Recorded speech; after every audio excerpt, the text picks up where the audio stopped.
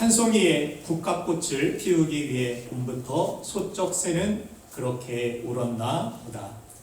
서정주 시인의 국화 옆에서라는 시의 한 소절입니다.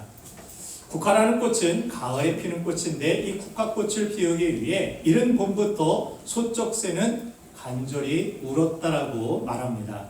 아마도 시인은 이 새의 간절함에 국화꽃이 응답을 하듯이 누군가의 간절함이 아름다운 결과를 가져온다라는 것을 고백한 것입니다. 우리 신앙도 마찬가지입니다. 성경을 보면 하나님의 축복과 기적을 누린 사람들의 공통점이 있다면 하나님을 향한 간절함이 살아 있었다는 것입니다. 시편 107편 9절 말씀에 이렇게 성경은 우리에게 말씀합니다. 시편 107편 9절을 같이 읽겠습니다. 시작. 그가 사모하는 영혼에게 만족을 주시며 주인 영혼에게 좋은 것으로 채워주시리로다. 아멘. 사모하는 자에게, 줄인 사람에게 하나님께서는 반응하시고 좋은 것을 주시는 분이라고 성경은 분명히 말씀해 주고 있습니다. 야곱과 같이 그의 인격은 부족하고 부모와 형제를 속이는 그러한 얍삽함이 있었음에도 불구하고 하나님은 야곱을 사랑하셨다라고 말씀하신 이유는 단 한 가지입니다. 무엇보다도 하나님의 축복을, 하나님의 은혜를 그는 간절히 바라고 사모했던 사람이었기 때문입니다. 그가 고관절이 나갈 정도로 하나님의 축복이 간절한 사람이었음을, 그래서 하나님은 그를 축복하시고 사랑하셨다라고 말씀합니다. 그러나 에서처럼 하나님의 축복을 가볍게 여기는 사람은 하나님 앞에 복을 받지 못하게 된다라고 성경은 우리에게 가르쳐주고 있는 것입니다. 그래서 야곱과 에서를 나누는 가장 큰 차이는 누가 빨리 태어났느냐, 늦게 태어났느냐, 누가 빨리 믿었느냐, 누가 늦게 믿었느냐, 모태신앙이냐 아니냐보다 더 중요한 것이 무엇입니까? 나는 지금 하나님의 은혜를, 하나님의 축복을 간절히 사모하고 있느냐, 그 간절함의 차이에 있다는 사실을 우리는 깨달아야 하는 것입니다. 그런데 우리 크리스찬들의 가장 큰 문제는 바로 하나님을 향한 갈망이 점차 사그러진다는 데 있습니다. 세상이 발전할수록, 세상에 즐길 거리가 많아질수록 하나님을 향한 갈망은 더 약해지고 영적인 권태감을 갖게 만듭니다. 이 실증으로 가득 찬 마음을 가지고는 하나님을 섬길 수도 다를 수도 없습니다. 또 영혼의 이 실증, 이 권태감은 그저 육신의 정욕을 따라 살기에 적합한 마음 상태로 만들어버립니다. 그리고 이 권태감의 진짜 문제는 권태감이 끝이 아니라 하나님께 대한 반감으로 나아가게 만든다는 것입니다. 하나님을 대적하고 반역하는 대로 나아가는 이 전초 단계가 권태감, 즉 실증의 단계라고 성경은 말씀하고 있습니다. 그러므로 이 영혼의 권태감은 우리 크리스찬들이 일생 동안 마주해야 하는 위험인 것입니다. 하나님을 향한 열렬한 이 사랑과 헌신을 드리는 시기와 하나님께 불순종하고 반역하게 되는 이 시기 사이에는 반드시 예전의 사랑의 열정을 잃어버리는 권태감의 시기가 있음을 우리는 알아야 하고 이것을 경계하며 살아야 합니다. 이 사실은 부부나 연인 사이에서도 증명되지 않습니까? 뜨겁게 사랑하다가 갑자기 헤어지는 사람은 없습니다. 중간에 반드시 권태기가 찾아오게 됩니다. 사랑의 에너지가 있을 때는 서로 감사하고 이해했던 일들이 서로에 대한 책임을 감당하는 일조차 커다란 희생으로 왜 나만 이렇게 해야 되느냐고 원망하고 불평하고 그렇게 느끼다가 결국 파경을 맞이하게 되는 것입니다. 하나님과의 관계에서도 마찬가지입니다. 하나님을 뜨겁게 사랑하고 있을 때에는 그 관계가 너무 행복합니다. 세상 무엇이 없어도 하나님만 있으면 다 될 것 같고 만족합니다. 그리고 하나님이 무엇을 좋아하시는지 살피게 됩니다. 하나님이 무엇을 싫어하시는지 하나님의 마음을 살피게 되고 하나님의 마음에 민감하게 됩니다. 그리고 하나님이 기뻐하시는 뜻에 맞춰서 나의 자신을 헌신하고 나 자신을 드리며 희생하고 성도로서의 의무를 다하는 것이 보람이며 즐거움이 됩니다. 그러나 하나님께 대하여 실증이 나면 거룩한 의무에 대하여 귀찮게만 여겨집니다. 기도하는 그 자체가 부담스러운 것으로 느껴지고 말씀대로 살아가는 것이 힘든 것으로만 느껴지고 그렇게 하나님과의 어떤 관계 통로들을 우리는 거북스럽게 느끼게 됩니다. 은혜 가운데 있을 때와는 생각이 완전히 바뀌게 되는 것입니다. 이처럼 우리 영혼에 실증이 가득하면 우리는 하나님을 사랑할 수 없고 하나님의 사랑을 공급받지 못하면 우리의 삶에서 죄의 열매만을 맺을 수밖에 없는 것입니다. 오늘 본문은 이스라엘 백성들이 또다시 하나님과 모세를 원망하다가 독뱀에 물려서 죽게 되는 일이 일어납니다. 갑자기 독사떼가 이스라엘 백성들을 덮치게 됩니다. 그래서 뱀의 독으로 인하여서 시름시름 앓고 죽어가는 그들의 모습이 오늘 본문 말씀 민수기 21장에 담겨져 있습니다. 오늘 성경 본문에는 본문 4절을 보면 그들의 원망의 시작을 거칠고 힘든 길로 인하여서 마음이 상하게 된 이유라고 말씀합니다. 그런데 얼핏 보면 어려운 환경으로 인하여서 그들이 지금 하나님께서 인도하시는데 자꾸 경계 지역으로 하나님께서 인도하십니다. 38선 휴전선 그 근처로 가보면 여러분들 가보셨지만 길도 제대로 나지 않고 모든 것이 생소하고 모든 것이 불안한 환경뿐입니다. 그 경계 지역으로 자꾸 하나님께서 골짜기로 인도하시자 그 길로 인하여서 마음에 화가 생기기 시작했습니다. 왜 하나님께서는 편한 길 놔두고 직선길 놔두고 이렇게 골짜기로 우리를 인도하시는가? 길로 인하여 마음이 상하게 되었다라고 말씀합니다. 그러나 하나님께서 그 길 위에서 이스라엘 백성들에게 가르쳐 주시길 원하시는 하나님의 메시지가 있었습니다. 우리도 때로는 인생을 살다 보면 하나님께서 나를 울퉁불퉁한 길로 골짜기로 인도하시는 것 같을 때가 있습니다. 편한 길이 있는데 다른 사람들 다 그냥 쉽게 나아가는 것 같은데 왜 나는 이 문제로 인하여 고통을 받아야 되고 내 마음이 상해야 되고 이 상황들이 이해가 되지 않아서 나는 하나님께 대하여 화가 납니다. 이 상황으로 인하여서 나는 내 마음속에 원망이 일어나고 있습니다. 이런 고백을 하나님 앞에 우리가 정직하게 가질 때가 있다는 것입니다. 그러나 하나님께서는 그 길 위에서 우리가 배우기를 원하십니다. 아멘. 오늘 얼핏 보면 어려운 환경으로 인한 문제 같아 보이지만 진짜 문제는 그들의 마음 상태에 있었다라고 성경은 말씀합니다. 오늘 본문 말씀 민수기 21장 5절 후반절을 보면은 그들이 어떤 고백을 하는지 우리가 함께 들어볼 수 있는데 제가 읽겠습니다. 후반절. 우리 마음이 이 하찮은 음식을 싫어하노라 하며 이 하찮은 음식이라는 것이 무엇일까요? 만나 메추라기를 이야기합니다. 그들이 배가 고파서 음식이 없을 때 하나님 앞에 구했더니 갑자기 이 사막 한가운데서 눈과 같은 가시와 같은 그런 하얀 음식들이 하늘에서 내리기 시작합니다. 얼마나 달콤하고 얼마나 맛있었던지 그들은 기뻐했고 그 기적으로 인하여서 즐거워하고 신기했습니다. 그럼 얼마 지나지 않아서 지금 이스라엘 백성들은 하나님에 대하여서 어떤 이야기를 합니까? 이 하찮은 음식으로 인하여서 내가 내 마음이 싫다라는 그러한 고백을 하고 있습니다. 이 마음이 결국 독사에 물리게 되고 고통 속에 허덕이는 결과를 낳게 되었다라고 이야기합니다.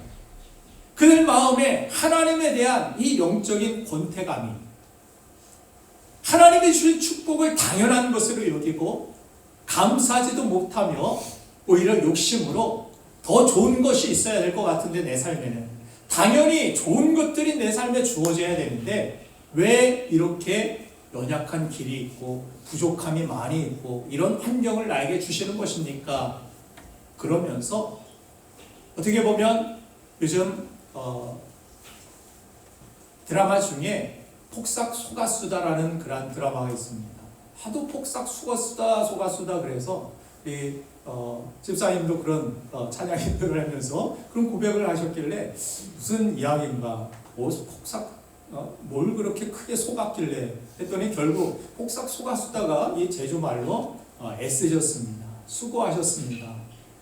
자신을 위한 어떤 희생으로 그렇게 수고하셨다라는 그러한 고백이라는데, 거기에 보면은 그래요. 제가 마음에 남는 어떤 이야기들이 있었는데, 그 이야기가 뭐냐면, 그때는 몰랐다고 멀쩡히 집을 나갔다가 멀쩡히 그 문으로 다시 돌아오게 되는 것이 감사한 일인지 몰랐다고. 저도 때로는 아이들이 다치고 이렇게 돌아오게 될 때 가슴이 무너지는 그런 소식을 들었을 때 정말 멀쩡히 걸어 나아갔다가 집에 멀쩡히 걸어 들어오는 것, 그 자체만으로도 하나님께 너무나도 감사할 일이고 너무나도 고마울 일인데, 이렇게 건강히 하나님 앞에 나와 우리가 예배할 수 있는, 이 자리에 설 수 있는 것도 얼마나 감사한 일인데, 이것이 어느새부턴가 그냥 실증이 나고, 나가는 그 뒤통수만 봐도 그냥 실증이 나고, 그것이 당연한 것으로 여기는 우리 자신의 이 실증, 이 영적인 권태감, 이것이 우리의 삶을 얼마나 피폐하게 만드는지, 감사할 일조차도 감사하지 못하게 만드는지 우리는 알게 된다는 것입니다. 이런 마음들이 결국에는 독사가 그들을 괴롭힘과 같이 우리의 마음을 괴롭히고, 우리 영적인 상태가 시름시름 앓다가 죽어가는 상태로 만든다라고 오늘 성경은 말씀하고 있는 것입니다. 그런데 이스라엘 백성뿐만 아니라 우리도 삶의 문제에 그렇게 허덕이다 보면은 하나님 주신 은혜에 대한 감사보다 원망과 불평이 나올 때가 많음을 깨닫습니다.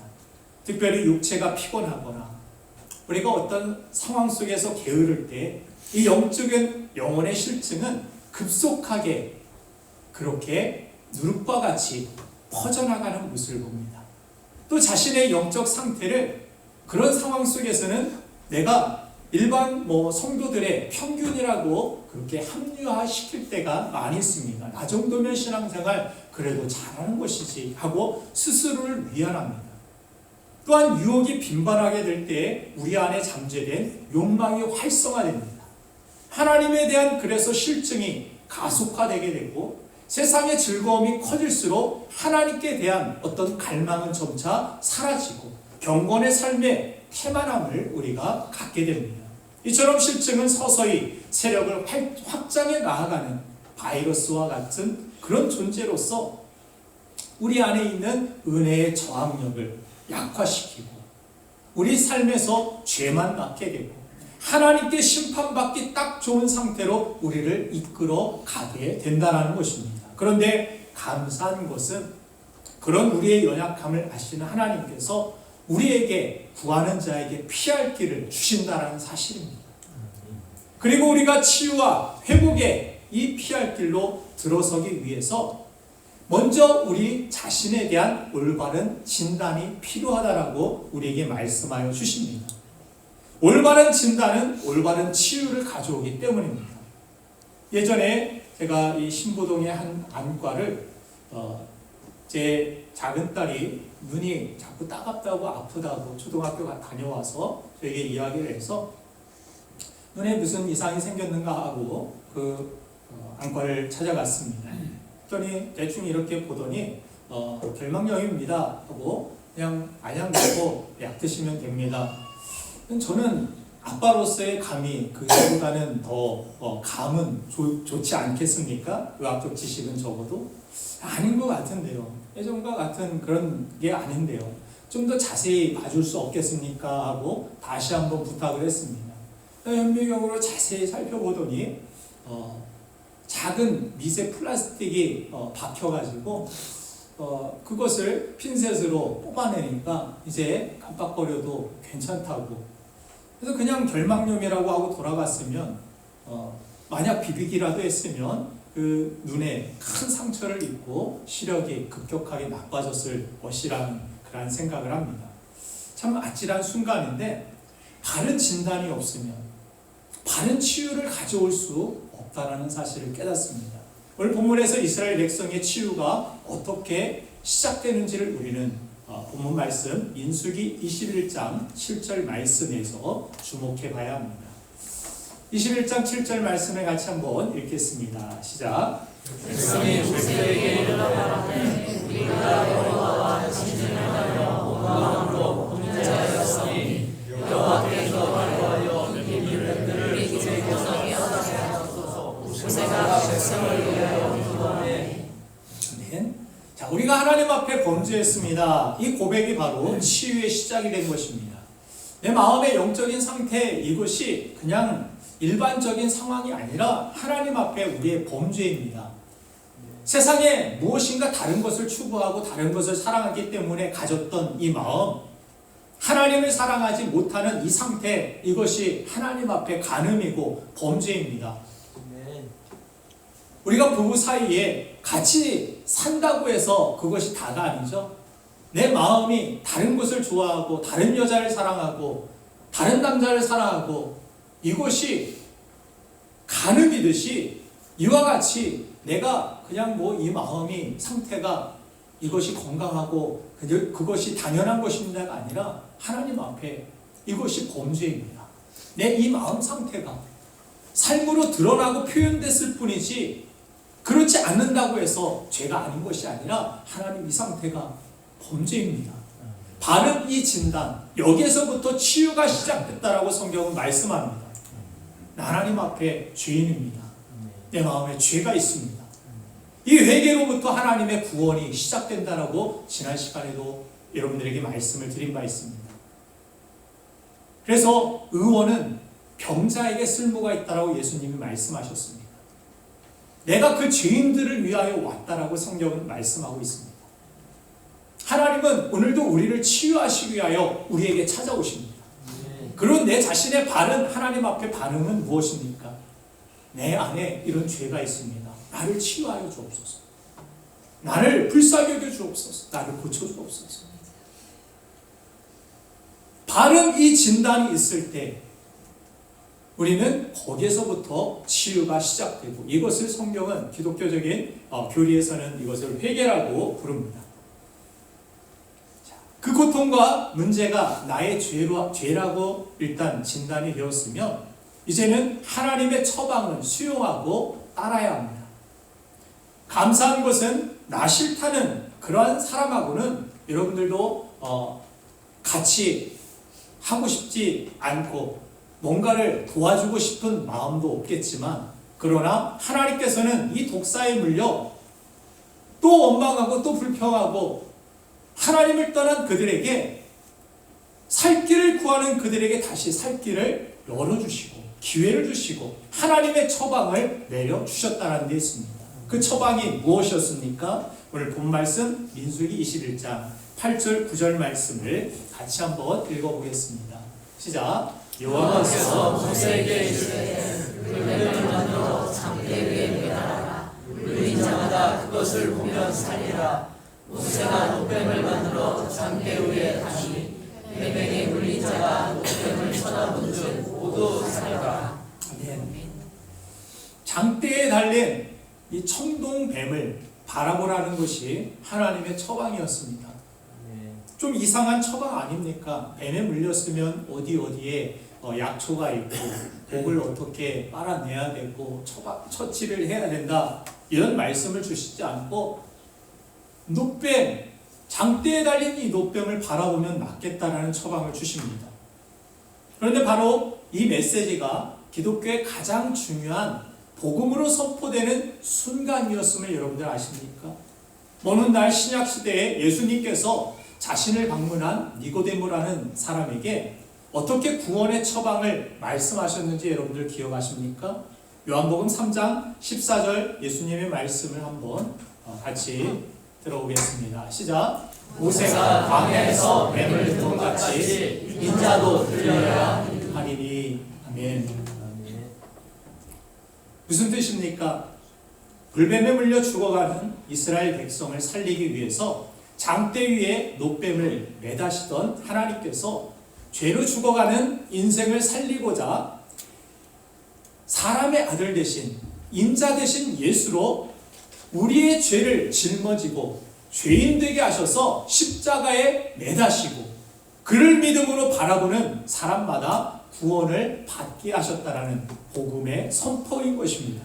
이 처방을 믿음으로 수용함이 바로 구원이고 새 삶의 시작이며 진정한 치유의 순간인 것입니다. 할렐루야. 이처럼 믿음을 갖는다라는 것은 바라보는 대상을 바꾸는 것입니다. 이스라엘 백성들이 원망했던 이유를 가만히 보면 그들이 왜 이런 권태감을 가졌는가를 보면 그들은 그를 인도하시는 하나님을 생각하고 하나님을 바라본 것이 아닙니다. 그들은 눈앞에 있는 구름기둥이나 불기둥, 또 하늘에서 내리는 만나나, 또 나쁜 길인가 좋은 길인가, 항상 그들의 마음과 생각 속에서는 이런 판단밖에 없었습니다. 이건 나쁜 길이니까 지금 원망할 상황이지 뭐. 이건 좋은 길이니까 기뻐할 상황이지. 그들의 기쁨과 그들의 원망과 그들의 모든 마음의 어떤 평가의 선택의 그런 기준은 세상의 환경과 세상의 길과 세상에 주어진 것들 뿐이었습니다. 하박국 선지자의 고백을 보면 나는 무엇이 없을지라도 예전에 지라도 여러분들에게 말씀 설교를 드린 적이 있는데 그럴지라도 이것이 없을지라도 저것이 없을지라도 뭐라고 이야기합니까? 난 여호와로 인하여 즐거워하리. 없을지라도 그렇죠? 소록도에 가면은 팔이 없고 예배 드리다가 손가락이 뚝 떨어지고 박수 치다가 그런 상황에서도 난 여호와로 인하여 즐거워하리. 손이 한 짝 없으니까 옆 사람 한 짝도 없는 사람하고 같이 박수를 치면서 하나님을 즐거워하고 찬양하는 가운데 눈물이 터졌다라는 그런 찬양 인도자의 그런 간증을 들어보기도 합니다. 이것 없어도 저것 없어도 하나님 때문에 감사하고 있는 것 진정한 이것이 예배 아닙니까? 이것이 진정한 믿음 아니겠습니까? 우리가 믿는 것은 무엇입니까? 환경이 아니라 어떤 환경에서도 나를 선하게 이끄시는 하나님이 되어야 합니다. 지금 내 상황 속에서도 내 마음이 불뱀에 물린 것 같은 그러한 아픔이 있고 고통이 있고 죽을 것 같은 그런 상황과 환경 가운데 있어도 우리가 바라봐야 될 것은 무엇입니까? 장대 위에 달린 노뱀과 같이 우리 죄를 위하여 십자가에 달리신 예수 그리스도 그분을 바라보는 것, 그것이 우리의 믿음이 되어야 될 줄로 믿습니다. 그래서 히브리서 12장 2절 말씀에서는 믿음의 주요 또 온전케 하시는 예수 그리스도를 바라보자. 그는 그 앞에 있는 기쁨을 위하여 십자가를 참으사 부끄러움을 개의치 아니하시더니 하나님 보좌 우편에 앉으셨느니라. 이렇게 말씀하고 있습니다. 하나건대 오늘 예배하는 여러분들에게 이 믿음의 선물이 주어지고 바라보는 대상이 달라짐으로 우리 가정과 교회와 나라 미래까지 축복된 미래로 바뀌는 회복의 은혜가 있기를 주님의 이름으로 축복합니다. 이 하나님의 복을 받아 형통하게 될 우리의 모습을 여러분들 기대하고 바라보시길 바랍니다. 예수 그리스도 때문에 하나님이 나를 치료하셔서 건강하게 될 내 모습을 바라보시길 바랍니다. 이 땅에서 내가 병들고 언젠가는 내가 이 땅에서 죽는다 할지라도 죽음을 바라보지 마시고 죽음 저편에서 나를 위하여 처소를 예비하시고 나를 영광 중에 맞이할 준비를 하고 계신 그 천국을 바라보시고 그 주님을 바라보는 우리가 되기를 간절히 축복합니다. 스데반 집사가 돌에 맞아 죽을 때 순교할 때 그가 예수님을 바라보고 기뻐하며 그 얼굴이 천사와 같이 환하게 바뀌게 되었다고 고백합니다. 바라보는 것이 이 땅에서 어떤 환경에 처해 있든지 문제가 될 수 없다는 것입니다. 바라보는 것이 예수 그리스도가 될 때, 내가 믿고 의지하는 분이 하나님이 될 때 나는 어떤 상황에서도 찬송할 수 있습니다. 어떤 상황에서도 감사할 수 있습니다. 원망한다고 해서 일이 더 잘 되던가요?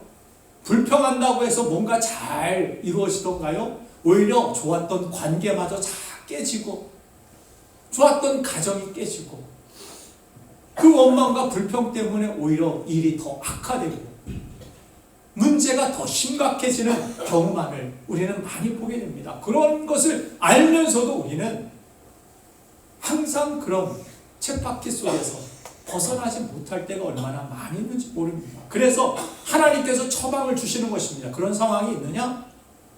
하나님 바라봐야 된다. 지금 상황 바라볼 때가 아니야. 그 실패 바라보고 문제 바라보고 그냥 뱀에 물려 죽어가는 것 같은 고통 안고 끙끙 앓지 말고 하나님 앞에 나와. 하나님의 처방을 바라보고 그것을 따라 예수 그리스도를 바라보고 하나님 앞에 전심으로 네 마음을 맡기고 네 삶을 맡기고 하나님의 인도하심을 구해. 그래서 그 하나님을 통하여서 우리 자녀를 바라보고 우리 경제적인 상황을 바라보고 이 교회를 바라보고 우리 교회가 수많은 영혼들로 이 빈자리가 가득 차서 앉을 자리가 없어서 서서 하나님을 찬양하고 예배하는 정말 많은 영혼들을 살리게 되는 이 땅에 하나님께 쓰임받는 교회가 되기를 저는 기대합니다. 아무도 없을 때 와가지고 저 혼자 덩그러니 앉아있지만 그 빈자리를 바라보면서 또 여러분들이 앉아있는 그 자리들 거의 대부분 그 자리에 앉으셔서 이 자리에 이분이 계시고 저분이 계시고 또 저 자리는 빈자리로 남아있는데 그런 빈자리를 바라보면서 하나님 앞에 기도하는 거예요. 여러분들도 이렇게 교회에 오셔서 뭐 빈자리가 많네 이러지 마시고 빈자리 바라보면서 하나님을 기대하고 기도하세요. 하나님 바라보고 기도하시고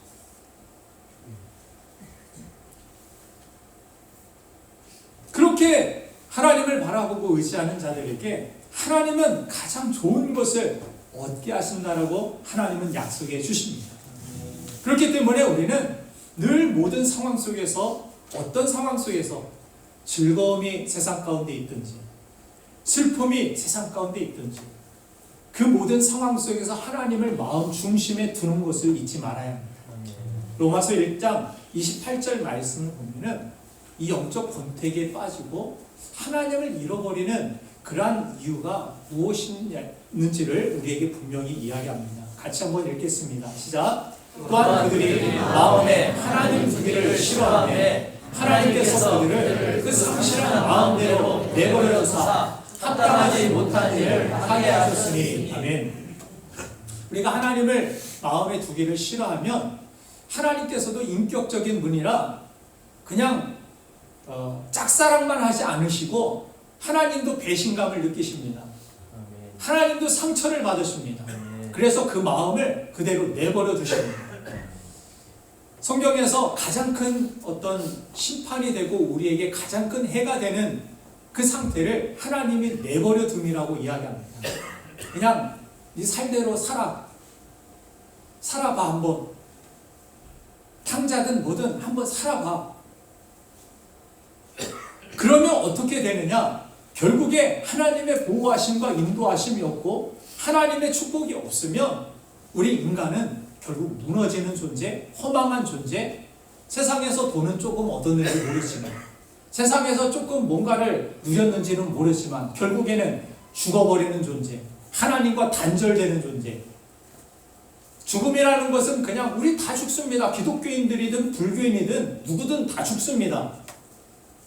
그러나 성경에서 죽음이라는 것은 그냥 죽는다 육체만 그것을 이야기하는 것이 아니라 우리 영혼이 하나님과 단절된다는 것을 이야기합니다. 죽으면 더 이상 사랑하는 사람도 볼 수 없지 않습니까? 다 단절되는 것, 그래서 슬픈 것이 죽음 아닙니까?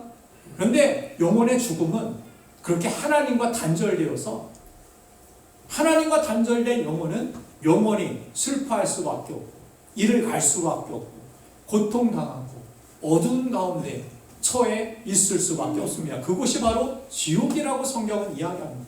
그냥 뜨거운 불만 있어서 고통스러워서만 지옥이 아니라 우리는 뭐 뜨거운 거 싫은데 나는 대는 거 싫은데 그래서 지옥까지 말아야 되는 데가 아닙니다. 하나님과 영원히 단절되는 거예요. 더 이상 하나님께 나아갈 수 있는 기회가 없는 곳. 그래서 지옥 가지 말아야 합니다.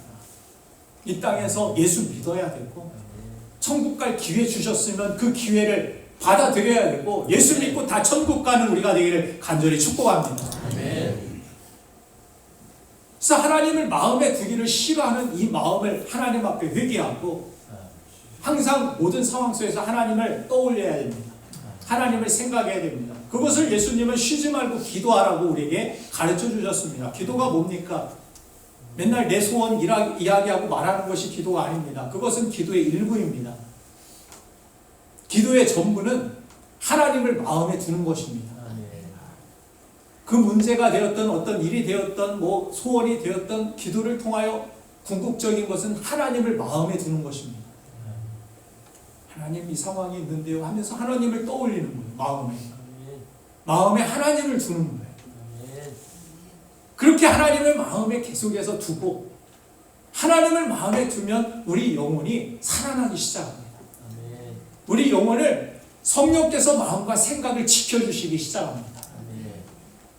그리하면 예전에는 이런 문제면 나는 그냥 픽픽 쓰러지고, 분명히 원망했고, 분명히 불평하고, 하나님을 원망할 상태인데, 그럼에도 불구하고 내 마음이 내 예전의 상태와 상관없이 감사합니다.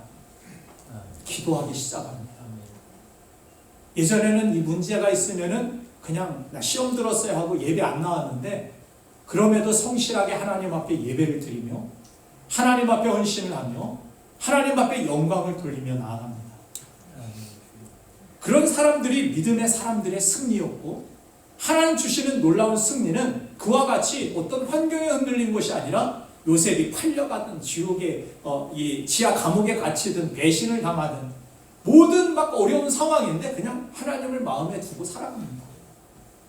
하나님은 선하셔. 이 가운데서도 하나님은 나를 인도하고 계시지. 그래서 어떤 불평도 어떤 원망도 하지 않습니다. 욥이 막 갈등은 있지만 욥이 하나님을 원망하지 않아야 하였다라고 성경은 그의 어떤 축복받을 포인트를 그렇게 두고 있습니다. 그 마음을 지켰다라는 거예요. 막 마음에서 한쪽에서는 막 불평과 불안함과 원망이 막 떠오르는데, 마음 한편에서는 또 하나님을 의지하고, 내 죽어버린 자식들 생각하면 정말 하나님 앞에 하루에도 수백 번씩 원망하고 싶고, 내 잃어버린 이 재산, 이 모든 것 바라보고 생각하면 감사가 나오지 않는 이 마음이 있는데, 마음 한구석에서는 그럼에도 하나님께서 우리를 버리지 않으시고 우리를 인도하고 계셔. 그 죽은 자녀들마저도 하나님께서 천국으로 인도하셨을 거야. 내 모든 상황들을 하나님께서 결국 이기게 하실 거야. 하나님을 마음에 두고 입을 꼭 잠굽니다. 그래서 주신 이도 여호와시요 취하신 이도 여호와시니 나는 여호와를 찬송하리로다. 이런 믿음의 고백을 하나님 앞에 드립니다. 그런 가운데 하나님께서 이전보다 수배나 더하게 그를 만드셨다라고 성경은 그렇게 그에게 축복하셨다라는 것을 성경은 말씀하고 있습니다.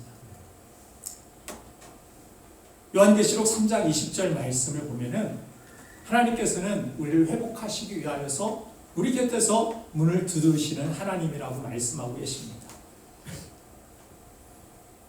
오늘 이스라엘 백성들, 여러분들 지금까지 몇 주간의 설교를 보면 계속해서 나온 것이 원망, 또 원망, 불평, 또 어려움, 또 심판, 이런 것을 경험하면서도 계속해서 여러분들 주변에 이런 친구들이 있다고 생각해 보세요.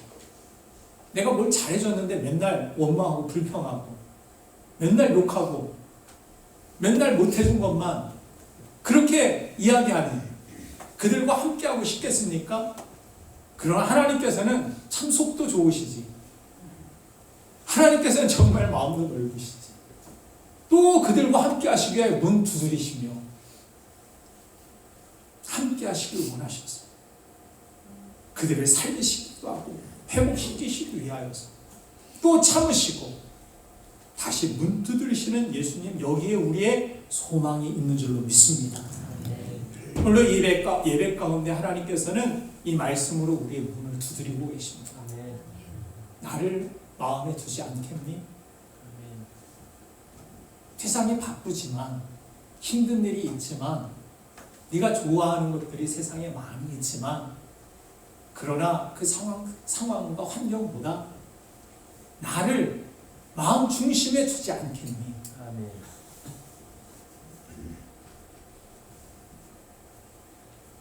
이렇게 주님이 내 인생에 찾아오셨는데 여전히 문 밖에 두고 내가 주인 되어서 문 꼭꼭 잠그고 내 마음대로 살고 싶어서 내가 좋아하는 거 버리기 싫어서 꽁꽁 붙들고 문은 닫아놓고 그렇게 살아가고 있는 우리 자신의 모습, 하나님 앞에 정직하게 회개하고 주님이 우리의 주인 되실 때, 손님이 아니라 주인 되실 때 우리의 삶에 회복의 역사가 있고 거기에 하나님의 축복이 있고 하나님이 기대하시고 예비하신 놀라운 축복을, 그 열매를 우리가 누리게 될 줄로 믿습니다.